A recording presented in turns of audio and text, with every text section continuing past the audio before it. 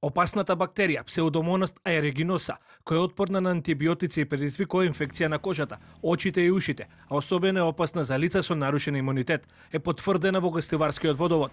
Изјави денеска директорот на дирекцијата за заштита и спасување Стојан Чангелов. Според него, медицинските докази укажуваат дека кај чувствителни лица бактеријата може да предизвика инфекција на уринарниот тракт и на белите дробови. Водата во Гостивар се уште не е за пиење. Секојдневните анализи покажуваат дека состојбата благо се подобрува, хиперхлорирањето продолжува и понатаму, но за жал во водата се уште се присутни бактерии кои што ја прават неподобна за пиење, ризична за пиење. Затоа апелирам до граѓаните на Гостивар да не ја користат за пиење ниту за готвење водата од градскиот водовод, да се стрпат уште неколку дена. Очекуваме наредната недела состојбата да биде целосно ставена под контрола.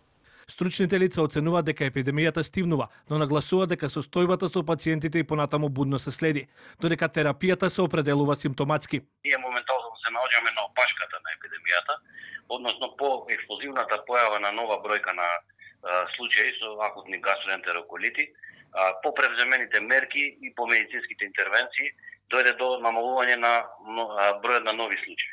Иначе бројката на пациенти беше навистина експлозивна, така што јас можам да кажам дека се пријавија ново настанати случаи некаде околу 80% од моите пациенти.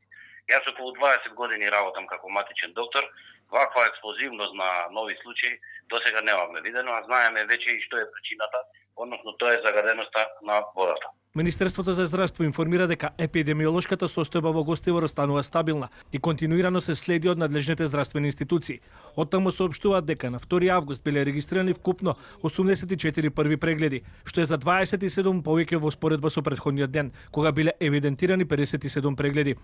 И покрај дневното зголемување, бројот на прегледи останува значително понизок во однос на пикот од 18 јули, кога беа регистрирани вкупно 649 пациенти. Инаку трета недела поред гостиварци се уште се соочуваат со проблеми со водоснабдувањето, откако од 17 јули водата е забранета за пиење и за подготовка на храна.